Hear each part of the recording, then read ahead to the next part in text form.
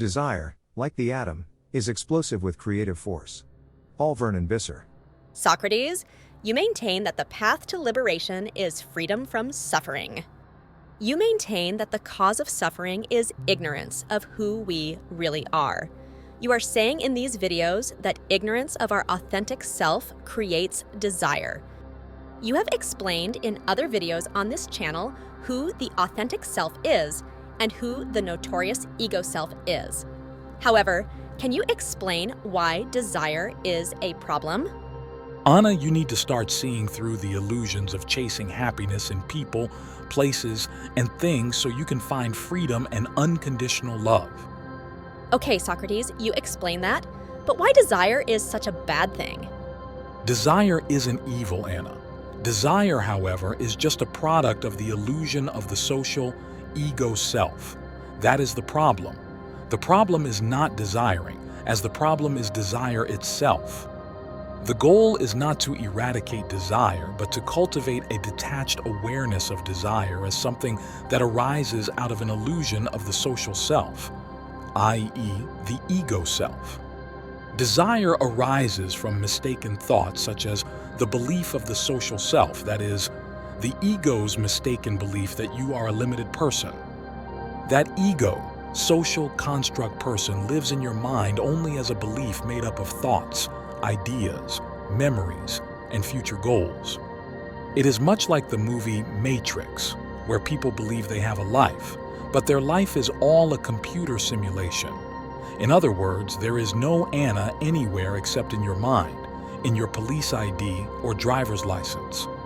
Likewise, you may exist as Anna in the minds of people who know you as you believe you are in your mind, but again, you will exist as thoughts and imaginations in their minds.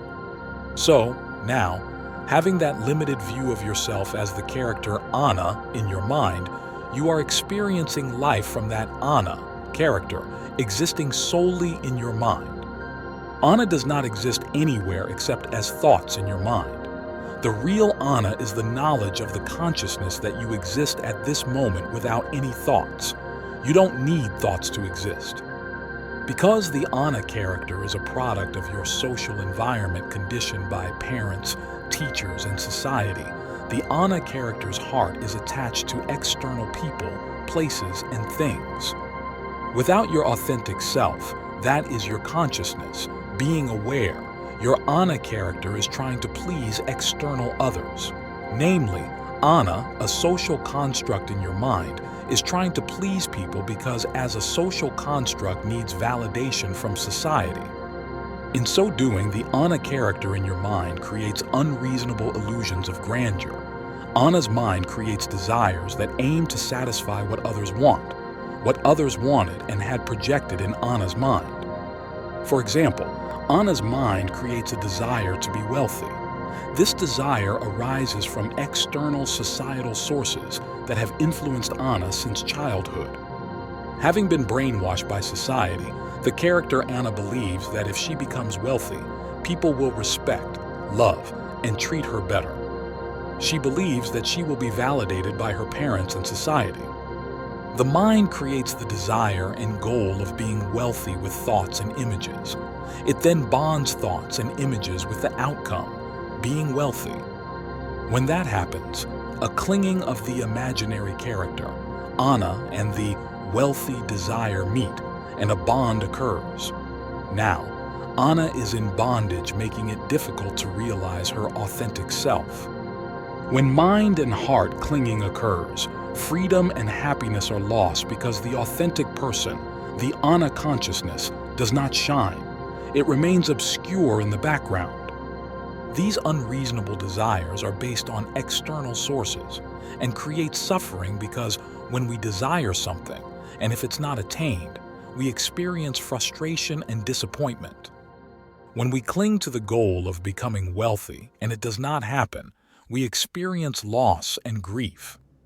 Suffering, therefore, is a byproduct of our resistance to the ever-flowing nature of reality. However, even if we accomplish the goal of being wealthy, we remain unsatisfied because the ego is never satisfied. As soon as you accomplish one goal, it presents several other goals for you to achieve. To stop suffering, ignorance must go. We need to realize that we are not the illusionary character that our mind tells us that we are. Ultimately, however, we still need to let go of all desires, whether real or imaginary. Letting go of desiring doesn't mean becoming apathetic, it means becoming emotionally detached. In maintaining equanimity, we begin living a fulfilled life, unburdened by desires and cravings. Desire is a powerful emotion that can control our lives, leading us on a never-ending quest for fulfillment. It's as if we're seated at a grand feast, with all our favorite dishes laid out before us. Yet, instead of diving in and indulging, we're able to simply observe the spread with a calm interest, free from the clutches of craving. This isn't indifference, but rather a state of liberation, a release from the shackles of desire. So, how can we achieve such a state? Life, in many ways, is like a magic show, full of dazzling tricks that captivate our senses and emotions. However, just like the magician's sleight of hand, these tricks quickly disappear, leaving us yearning for more. This is a typical pattern of desire, a relentless pursuit of happiness and fleeting pleasures. To break free from this vicious cycle, the first step is to see through these illusions. Behind every desire, there lies a deeper need to fill an inner void. The void is created by the ego and social self. It creates a sense of lack, a sense that something is missing in your life. This can manifest as a craving for chocolate, a desire for attention, or an urge to acquire wealth. The ego creates desires, problems, and projects, and then it agonizes over how to accomplish them. There is no problem to begin with. All problems arise in our minds. However, it's crucial to realize that these are mere illusions, temporary ripples on the vast ocean of consciousness. By observing these desires with patience and curiosity, without judgment, we can begin to understand their transient nature. Desire and aversion are two sides of the same coin. They keep us trapped in a roller coaster of emotions with highs of pleasure and lows of misery. To liberate ourselves from this emotional turmoil, we need to cultivate equanimity, a state of calm, balanced awareness. Whether it's a promotion at work, a failing grade, or a bitter argument, equanimity allows us to engage fully with each experience without clinging to it. It helps us remain centered amidst changing circumstances, appreciating each moment for what it is. This state of inner calm is not a numb resignation, but profound freedom. It's freedom to act not out of compulsion or desire, but from a deeper sense of truth. It's freedom that allows us to find meaning in selfless service, to express creativity without seeking validation, and to experience the unbounded presence beneath our individual self. In this state of liberation, we realize that there is no isolated we. Instead, there is a unifying current of consciousness that animates all life. This realization can free us from the illusion of separation, leading us to a state of blissful indifference. The path to liberation from desire is not easy.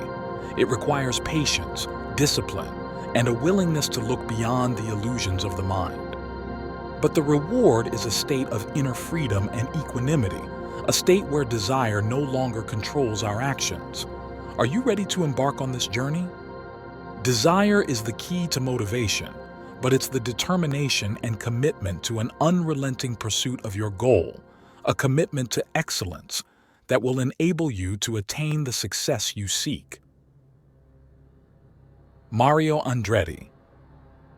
Created by Elias Stasinos. Subscribe, share, like, and follow.